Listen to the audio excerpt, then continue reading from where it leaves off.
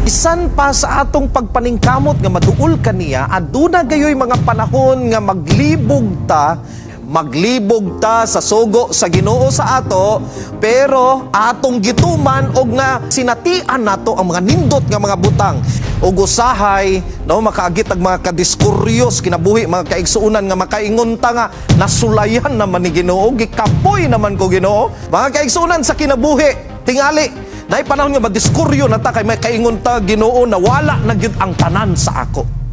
Pero mga kaigsuunan, diri maayo ang atong Dios. Sa panahon nga walang-wala na kita, sa panahon nga gamay nalay nabilin kanato mga kaigsuunan, diha man hinuon siya maghimo og nindot nga mga butang, nga ang mga gamay iyang padaghanon mga kaigsuunan, ang gamay ilang palambuon. Daghan kanato nga mga broken pud mga kaigsuunan, broken ang kinabuhi. Kaingon tawag itay pulos, di ta magamit sa Ginoo. Ayaw isipay mong kaugaling ang wala kay pulos. Ayaw surrender sa kinabuhi. Ayaw padaog sa discouragement nga hatag siyawa diha kanimo.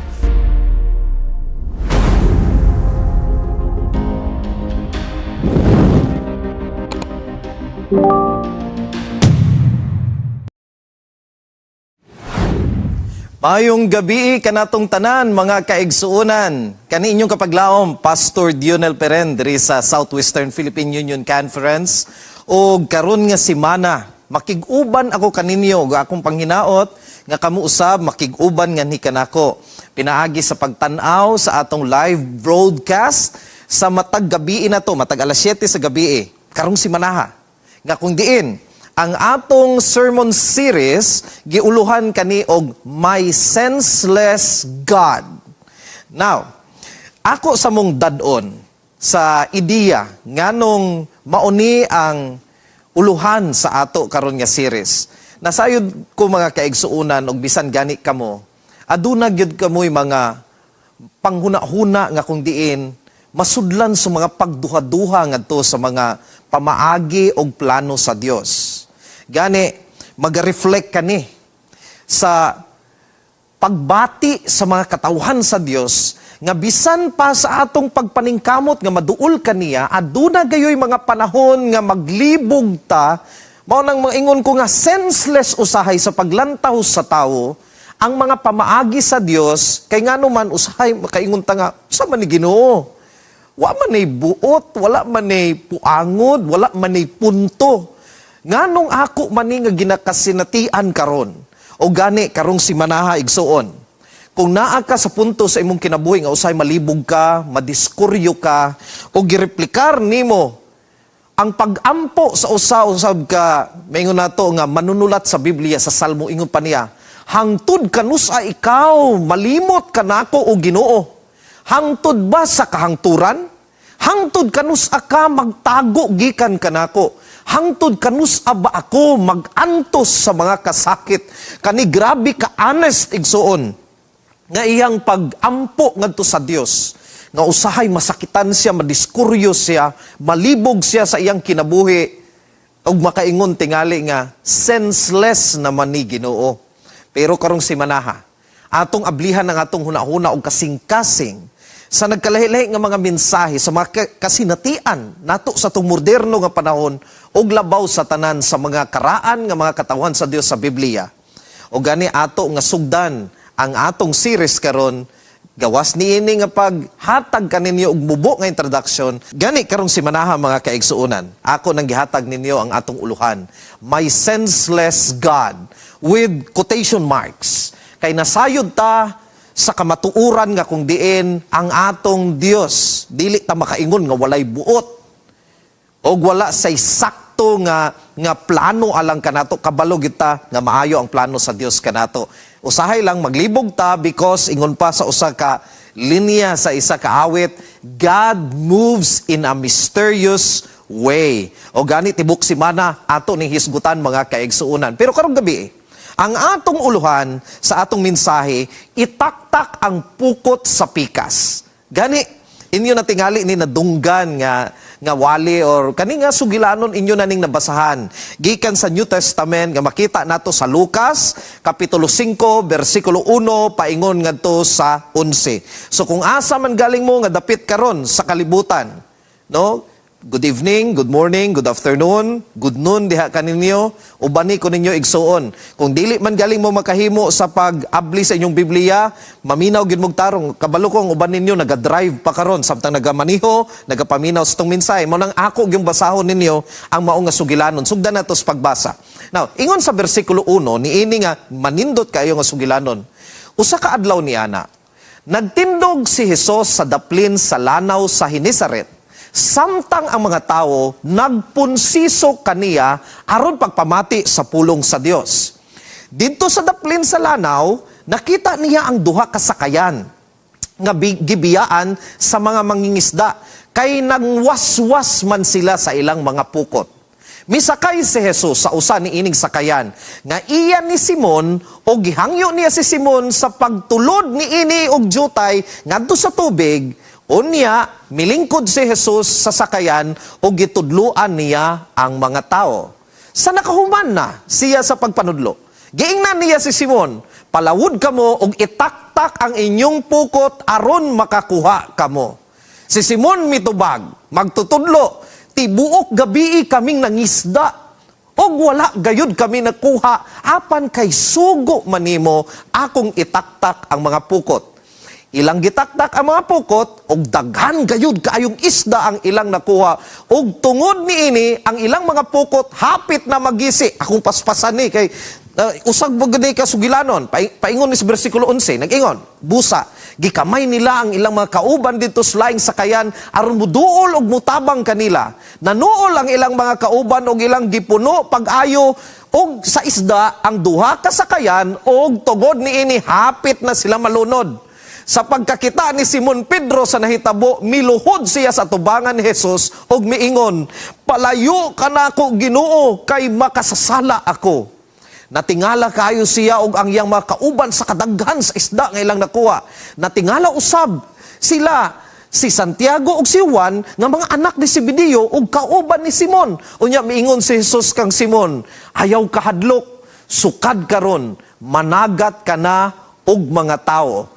Og sa nadala na nila ang mga sakayan ngadto sa baybayon, gibiyaan nila ang tanan og misunod sila kang Hesus. Tanawan ninyo mga kaigsuunan. So kung atong mahinumduman, mao kani ang pagtawag ni Hesus niini nga mga mangingisda o mananagat.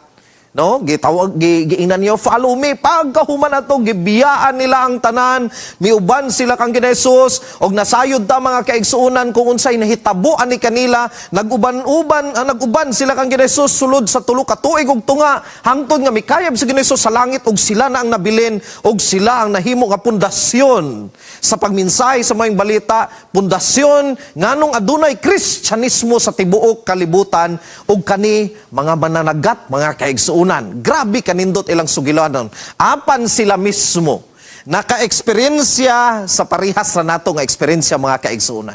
Unsa kani nga eksperyensya?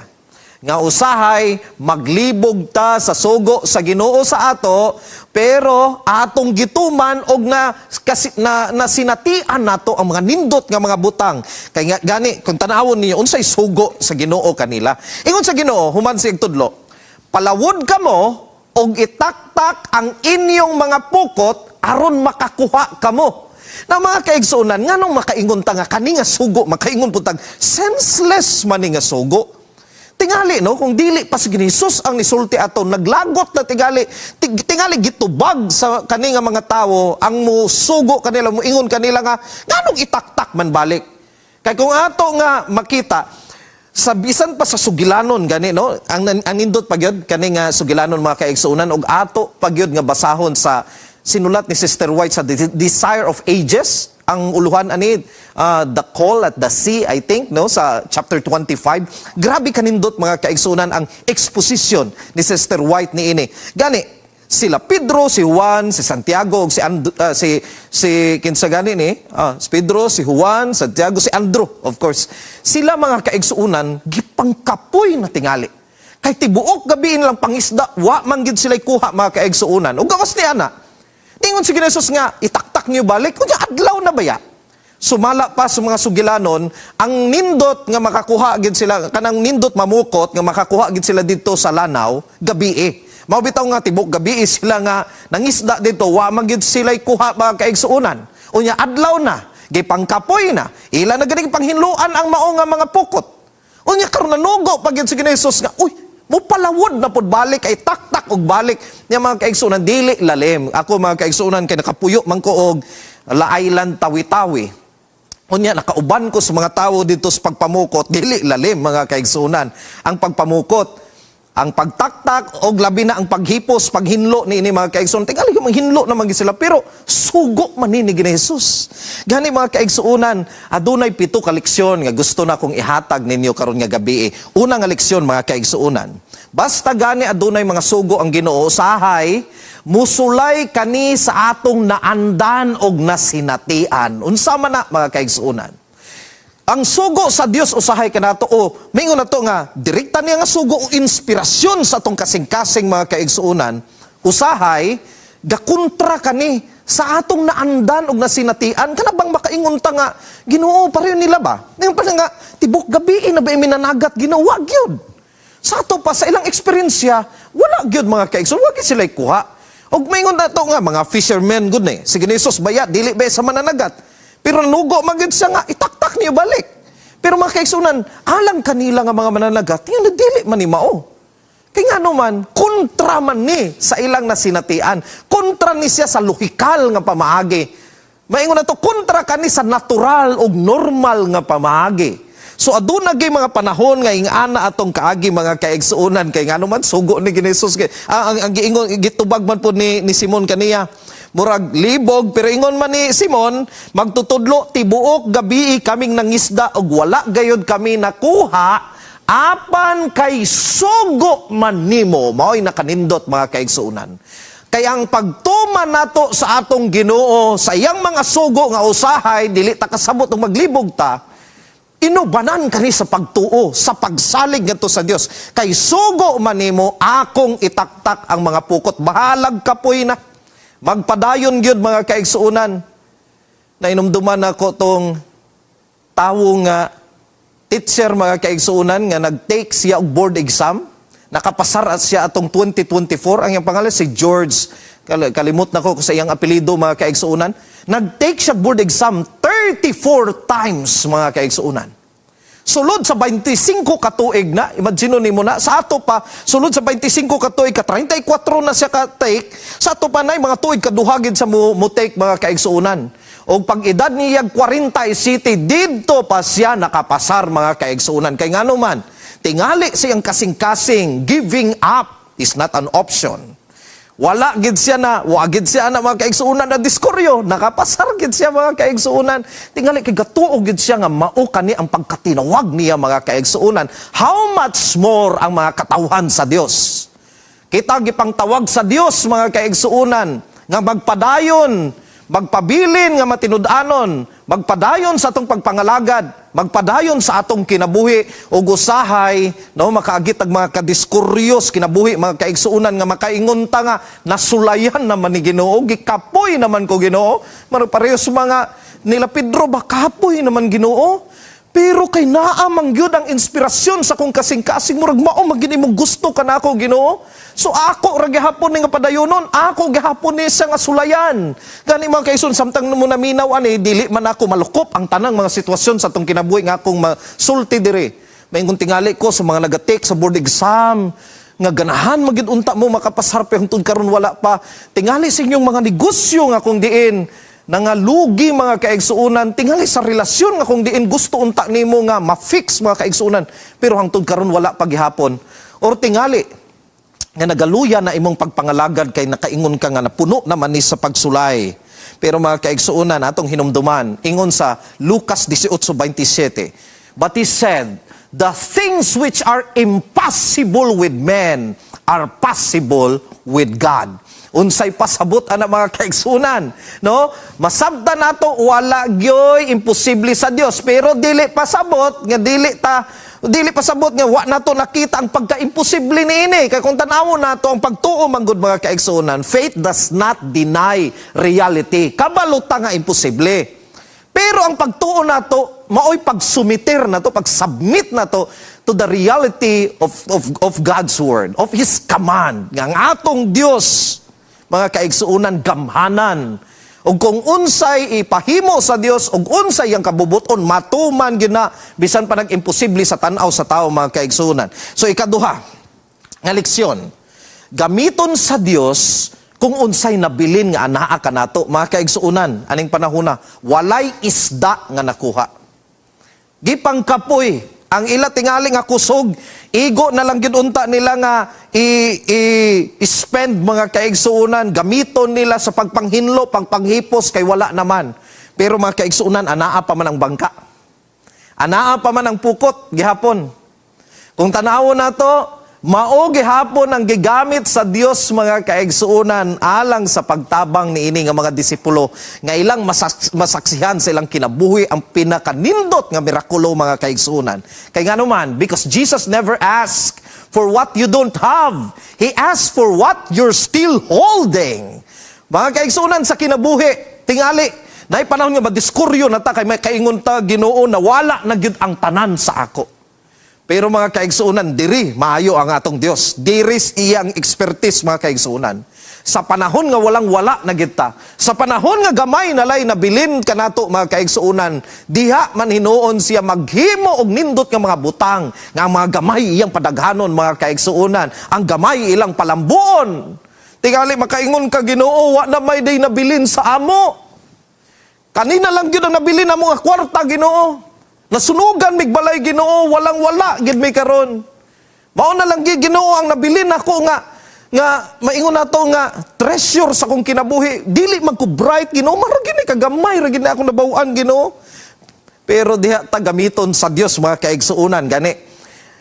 Ingon pa ni Sister White, akong basahon diri, mga kaigsuunan. Jesus chose unlearned fishermen. Kay moingon ta nga kani nga mga tawo, mga kaigsuon, gipagtawag sa Dios nga mahimo niyang mga tinunan, mga mananagat ra gid tawo ni. Tingali ang ubang mga tawo expect nga tungod si Jesus nangita siyang mga tinunan.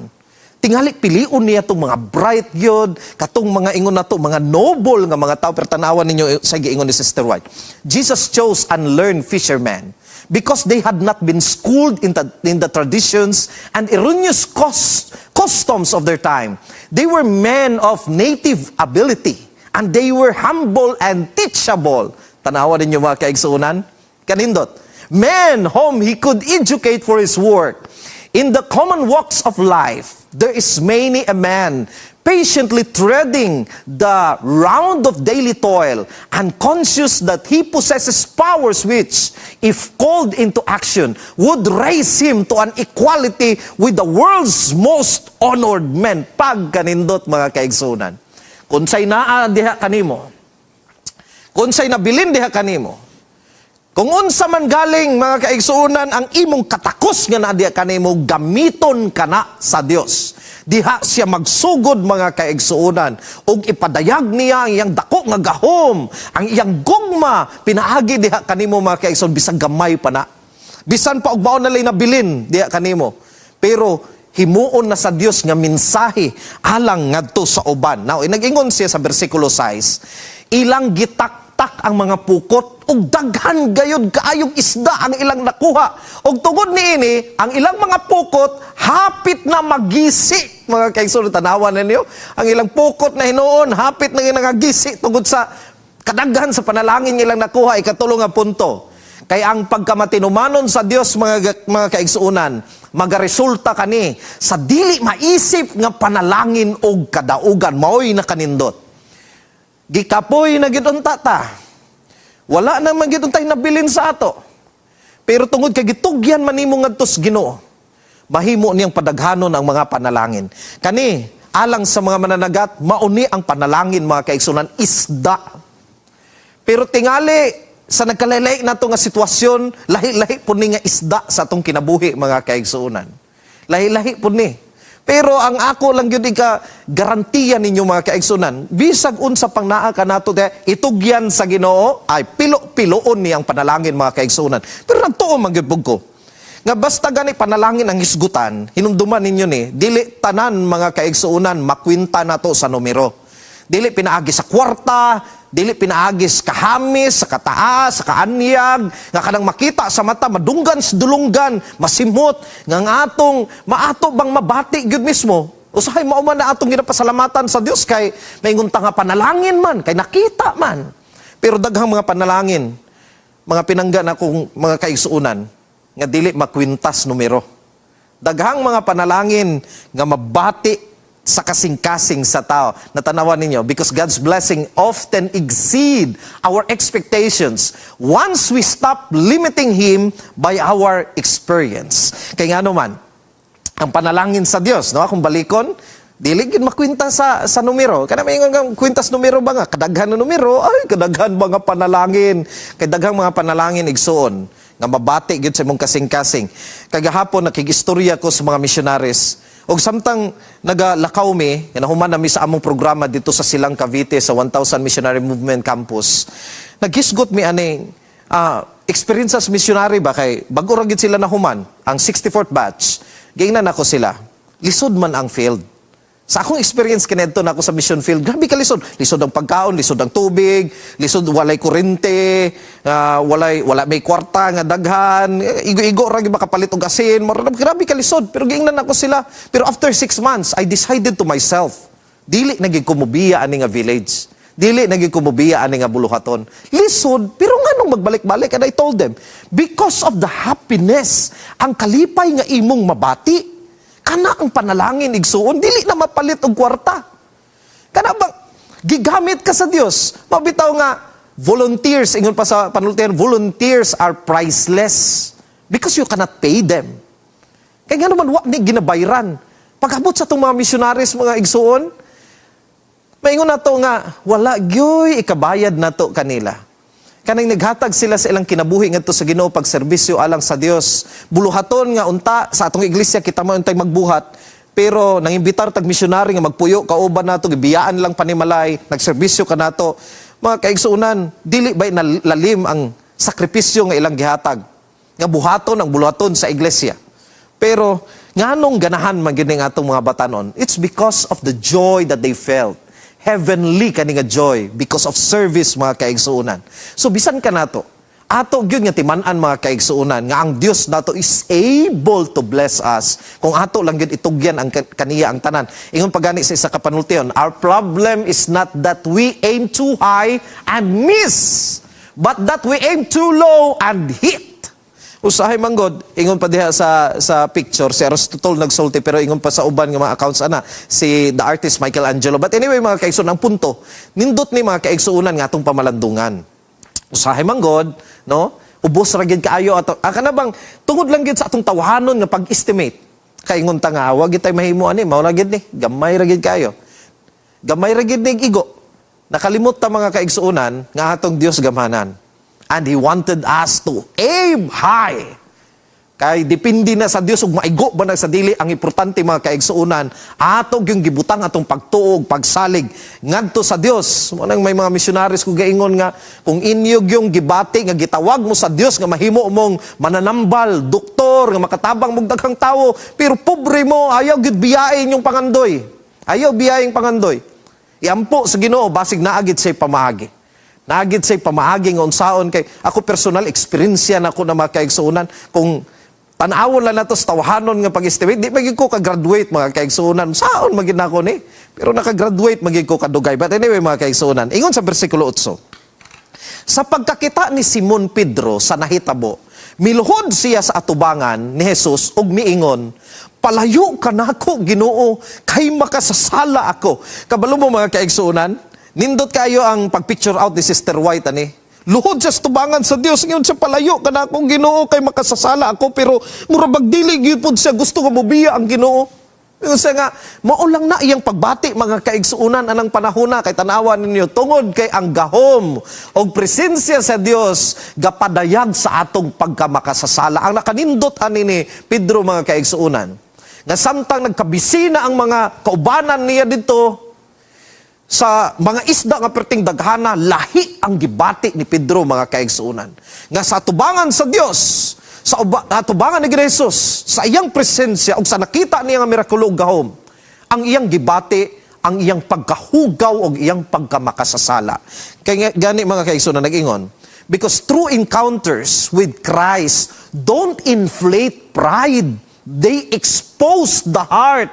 Muna ingon ni Sister White, nga kung kita mga kaigsuunan, ingon sa Steps to Christ, no? Nagapaduol, tangadto sa atong Dios, pinaagi sa pagampo, pagsalig, pagtuo, pagsimba, ngadto kaniya. Sa kanunay pagtawag sa atong Dios, gapaduol ta kaniya, the more nga nagakamaot ang atong kaugalingon, atong pagtanaw sa atong kaugalingon.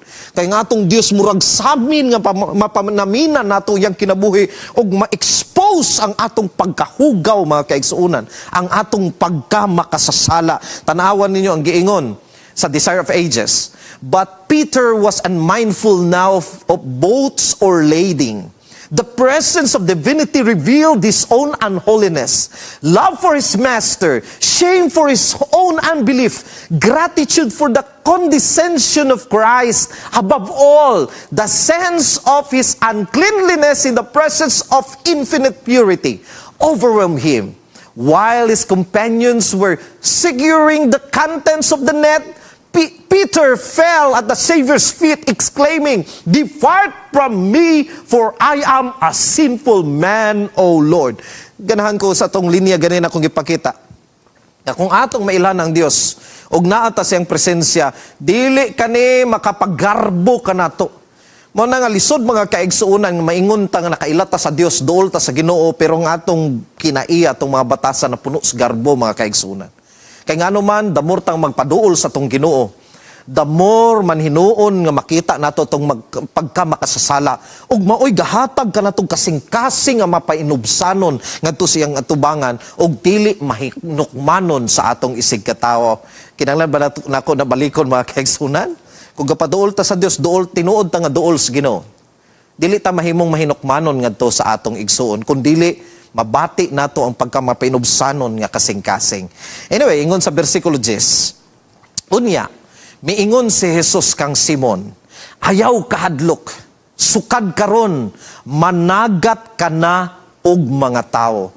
So ang gitubag Ginoo ni Jesus kaniya, bisan gibati niya ang iyang pagkamakasasala, giimbitaran man hinuon siya gani mga kaigsuonan, ikalima nga leksyon nga itong makuha nining encounter ni Hesus sa mga mananagat, madungog na natong nabawaan nato ang tawag kanila nga mahimo silang tinunan. Bisan kita mga kaigsuonan unta ingani ang atong experience sa igsuon, paminaw og tarong niini nga kung kita man gani maka-experience sa gugmas Ginoo, hinaot nga ang atong bation nga Ginoo, gusto ko mahimo nimo nga tinunan. Sama ba kang Pedro? Gusto ko Ginoo nga pasayloon ko nimo, ayaw biyai ko Ginoo. Kay kitang tanan mga tinunan man ni Hesus, gani ko mga tinunan na ta. Pareha sa kinabuhi aning mga tawhana. Nila Pedro, ni Juan, ni Andrew, ni Santiago, nana sila pagbati mga kaigsuunan nga kung giin ihatag na nila ang tanan ngadto sa Ginoo. Gani atong tanawon because grace, the experience of grace, always follows conviction. Ang musulod gid sa atong kasing-kasing, dili na gid ta mobiya sa atong Ginoo, ug mauni ang kasinatian niini nga mga mananagat ug nakita nato kung giunsa sila paggamit sa Dios. No? Unsa ra gid lang nabaw-an, pukot, bangka, bugsay, isda, memorize nilang mga hangin ug unsa magkahadya. No? Dili sila gitraining sama sa mga parisiyo nga kung diin, grabe gikay kabatid sa balaod. Pero nahimo silang mga missionaries sa Ginoo. Gani, tanawa mga kaigsuunan, ang giingon ni Sister White, there is no limit to the usefulness of one who, by putting self aside, makes room for the working of the Holy Spirit upon his heart and lives a life wholly consecrated to God. Ipasabot lamang. Bisag kinsa pa ka, bisag unsa pa imong katakos sa kinabuhi, unsa pa may naabot nimo sa imong kinabuhi, pag-abot ba na sa academics or maybe sa abilidad ba na, unsa magay usay bation ba nimo? Nga dili ka angayan, bation ba nimo nga wala magig kay pulos nga tao, tanawan ninyo ni. Walay limit ingon pa. Ang paggamit sa Dios ngadto sa usa ka tawo nga ipadaplin ang iyang kaugalingon. ang iyang pagkatawhanon. Unya, tagaan niya og dako nga luna ang paglihok sa balang espiritu sa iyang kasing-kasing.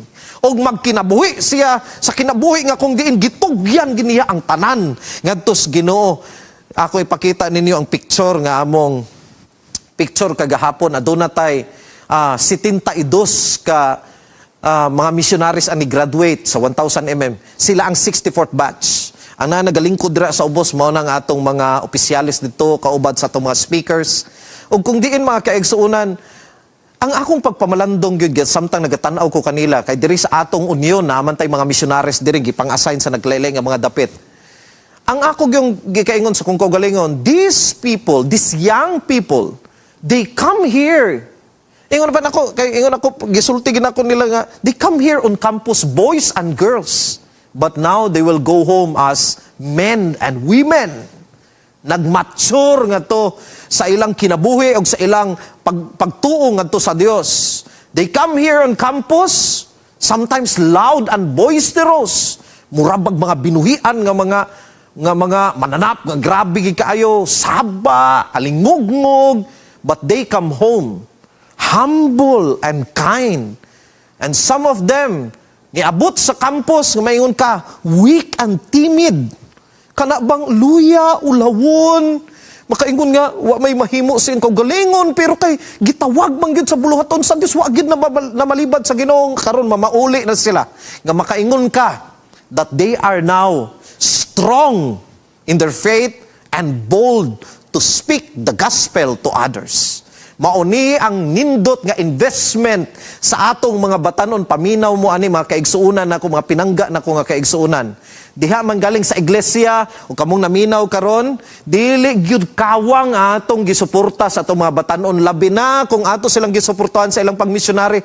Kabalo mo ang SWPUC, headquarters ni sa mga missionaries. Ang atong missionary culture diri is very, very strong. Og daghang mga batan-on na to nga convicted nga mo appeals buhat. Problema lang, pareho ani, kay kung mag-training dito silang Cavite, wala sila kapamiliti, wala sila pang registration. Nganong kinala mag-registration, kay alang. Kay dito ba ya, 2 ka bulan nga training nimo, kaon ka dito, palitan pagig ka og tanan nga attire nimo.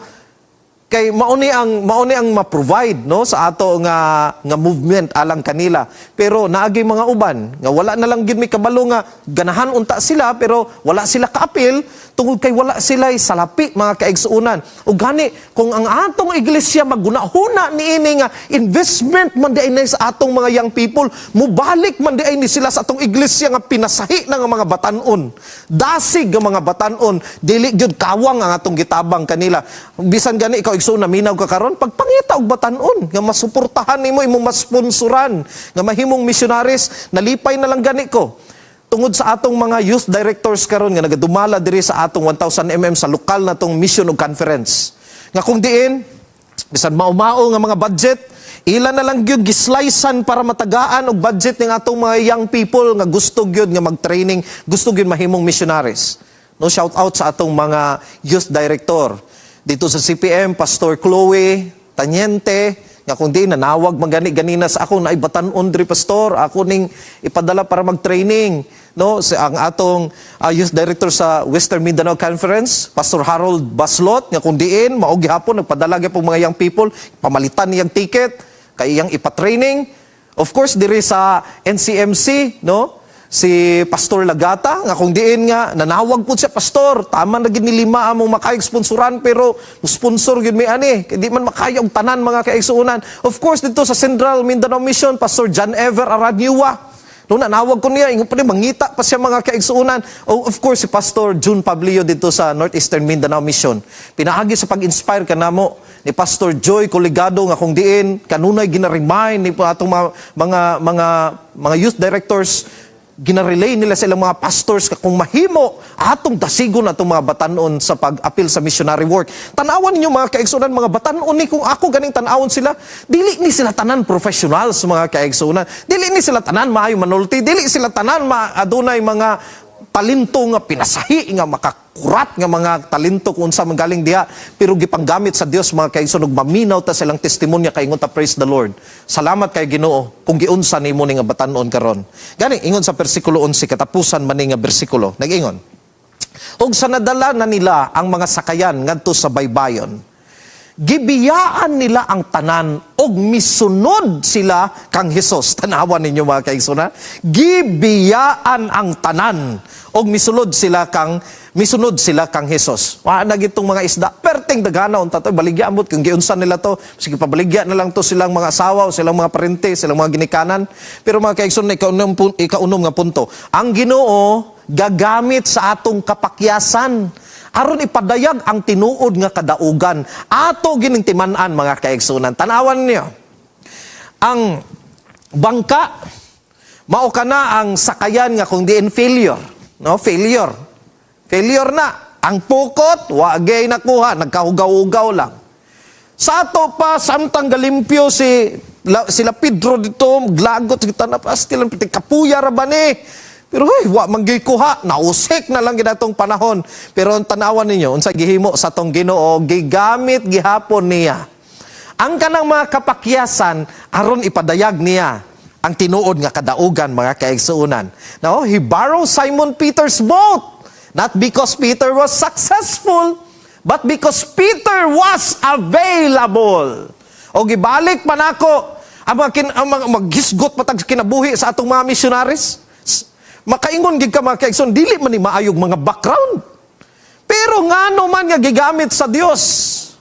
Daghan ka nato, daghan gid kapakyasan sa kinabuhi. Pero gigamit tinuod ni sa Ginoo. Ipakita ka nato kung unsay tinuod nga kadaugan. Ang rason lamang kay tungod nga pagamit kita sa Dios mga kaigsuonan. Ingon pagani ni Neil Maxwell, God does not begin by asking us about our ability, but only about our availability. And if we then prove our dependability, He will increase our capability. Pag kanindot mga kaigsuunan. Nag-intra magani kong missionary nga, wa magay ko kabalon sa itong mga doktrina. Di ko kabalo muwali, di ko kabalo mukanta. Wagi ko'y nabawaan kay wa man ko nagdako sa simbahan. Gikan raman ko mga kaigsuunan, gitangdog sa Ginoo akong kasing-kasing, nagdesisyon ko nga mag-missionary in town. I was a broken person. Daghang mga tawo nga dili makasabot sa ako. Daghang mga tawo nga nasakitan tungod sa ako. Daghang mga tawo nga tingali gi-underestimate ko mga kaigsoon, nahinumduman pag ako nadunggan ako bago pa ako nagpastor, ganay nag-ingon, kana siya, maayo ra na magdala og camping. Kung di man nakabalo mamastor, ambot lang ibutang na sa distrito. Mga kaigsuunan, kadungog ko ana tinuod man pud na, gani nabala ko og Ginoo. Magamit ka ko nimo og magpastor na gyud ko, dadon ko sa distrito. Nalipay ra gyud ko mga kaigsuonan kay gipabati sa Dios sa ako.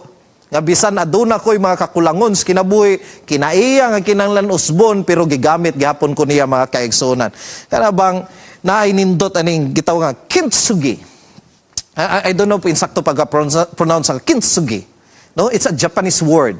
Unsa may pasabot ani mga kaigsuonan, this is a Japanese art. Nga kung diin, kung aduna gani kaning mga nindot nila nga mga porselana, nga mga sama ni ana, mga tasa, unsa gani ni malukong, unsa ba na mabuak mga kaigsuonan, dili nila ilabay.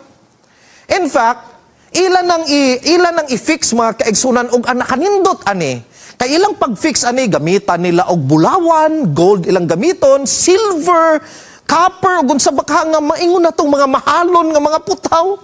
Unya karon mga kaigsuonan, dili nila taguan ang cracks, dili nila dito pakon nga, oy atong kiskisan ni aron mawala ang cracks. No. The cracks will show. Pero makita pod ang giunsa nila pag-fix mga kaigsuonan og nakadindot. Kung kani nga bowl mga kaigsuonan o kana nga tasa, no, mahal na daan, pero pagkabuak tingali wala na gid siya bili. Pero human nga kani naayo og balik, mas mahal pa siya mga kaigsuunan. Tungod, ikumpara nga tos dati, tungod kay, sa pag-fix nga to kaniya, mas samot gid sa kabililhon. Daghan ka na to nga mga broken pod mga kaigsuon, broken ang kinabuhi. Makaingon tawag itay pulos, di ta magamit sa Ginoo. Pero kung ang Ginoo gid mo fix na to mga kaigsuunan, no? Mas bililhon pagitas tanan mga kaigsuunan. Manang ayaw isipay mong kaugalingan wala kay pulos. Ayaw surrender sa kinabuhi. Ayaw padaog sa discouragement nga hatag siyawa diha kanimo. Gani atong tanawo ni. Ingon pa niya ang sugo sa Ginoo, launch out into the deep. Not when you feel strong, but when you feel tired. Sometimes ang sugo sa Dios kanato nga magpadayon ta. Sometimes yang sugo kanato nga himuan ni sa panahon nga gipangkapoy naman gid unta ta. Daghan tag rason nga mo surrender Ginoo. Dili pa man ko ka missionary kay eskwela pa man ko Ginoo, wa pa man ko kapasaron sa makadaghan man tag rason Ginoo. Perting bisihan na ako nag Ginoo. Sometimes it doesn't make sense. But when, not when it makes sense, ingon pa, but when He says so. Pero gani ang Ginoo nay mutandog sa mong kasing-kasing, mutawag diha kanimo, musugo diha kanimo. Tumana lang kay plastaron sa Ginoo imong kinabuhi. Tagaan kaniyang mga daghang panalangin nga igo ra nimo gidamgo kaniadto. Pero di ay mas sobra pa sa imong mga expectations. Igsoon. Ganahan lang ko kay dili tinod mananagat sa Ginoo sa ako nang gi-mention ganina. Kabalo mo nakanindot kaniya? Usa siya ka karpentero. Gitrain siya, nagdako siya nga karpentero kauban siyang amahan. Unsay nakanindot ani igsoon? Makaingon gyud ko nga, "Hay salamat karpentero akong Ginoo." Kay ngano man lahi man gud ang panglantaw ang karpentero na sulti na nako ni diri sa unam. Ganahan gyud ko magbalik-balik ani mga kaigsoon, makarelate man gud ko. Kita man gud makakita tag kahoy nga natumba ba ka nga kahoy, lag ba ka. Usay tan-aw nato, wa ginay pulos. Wala naman kay kahoy man ta na sa una, gapamunga man na, karon wala naman bunga, napatay naman, nahulog naman. Wala na, natumba na, wa ginay pulos. Pero ang karpintero magtanaw, wala dili na nga walay pulos mga kaigsoon. Nakita sa karpintero, makita niya ang mga furniture, bangko, lamisa, aparador, ug unsa pa kay pwede mahimo sa karpintero man ang makaingon ko, salamat kang akong Ginoo usa ka karpintero. Kay bisan pa nga akong kinabuhi, imong kinabuhi, makaingon ka nga walay kapuslanan. Unsa ra man kita sa mata sa uban nga mga tao. Sawayon ta sa ubang mga tao. Daghan sila ikasulti may tungod sa ato. They will doubt us. They will ridicule us. They will gossip about us. Pero ang Dios nato nga karpentero, wala nagatanaw sa atong pagkawalay pulos. Ang iyang nakita nga kung siya nagani ang mumaniobra sa atong kinabuhi, mahimo gitang mapuslanon. And sometimes that is senseless to others. It's good that I have a senseless God in the eyes of men. Kay kaning senseless alang kanato, mao dinhi ang misteryo, ang mirakulo sa Ginoo. Ingani ang paglihok sa atong kinabuhi nga kung diin mulabaw pa sa tawhanon nga plano. Igsoon, padayunon nato ni sunod nga gabi. O ginaot nga ikaw makig-uban gihapon, hinaot nga ikaw na panalanginan. Atong iampo sa Dios nga magpadayon og daghan pa gid nga mga mensahe nga kung diin madasig tas pagpangalagad ngadto kaniya. Atong iampo atong kaugalingon. Iampo nato atong kahimtang karon. Og ako mong imbitaron nga samtang kita magpadayon sa pagampo, iampo inyong kaugalingon. Ginoo, tingali tanaw na ko sa kong perting taasan na nako, ipaubos ko Ginoo. O tingali mong gibati Ginoo, ubos ra man gikay ko tabangin taon ko makita na ako ang bilis akong kinabuhi pinaagi sa imong paglihok niini.